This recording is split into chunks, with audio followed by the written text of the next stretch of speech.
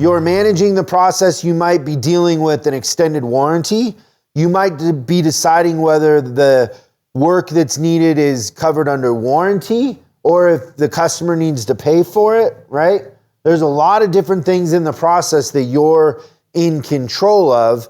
And, also offering the customer different options for things, for parts, the extended warranties. Might want to go one way, like this would happen to me a lot, where they wanted to send a used part, the extended warranty would, and I would tell the customer like, hey, they want to send a used part, but I wouldn't recommend that. And so, you're managing that process. You're also managing the technician's process in the sense that if a technician pulls a car and they have the diagnosis and they say, hey, this customer needs this and this and this, and you can't get a hold of the customer right away, then the tech's pulling that out, and the next job that they have are pushing your job to the back of the line.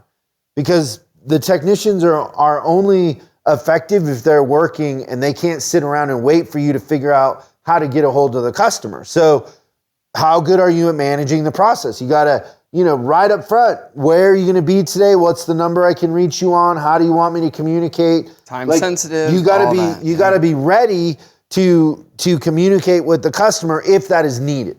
Yeah. If communication is needed in that sense. But you're managing the process. The other thing you're doing as a service advisor is you're advising them. So you're advising them up front to the maintenance they might need, but you're also advising them to repairs that somebody might need on a car. And this will happen very frequently when you're a service advisor, is somebody will have an older car with a lot of miles on it that needs a lot of work, and they can't afford that work. And you need to prioritize that work. So you might need to go back to the technician and say, hey, they don't have 2,500 right now, but what's important?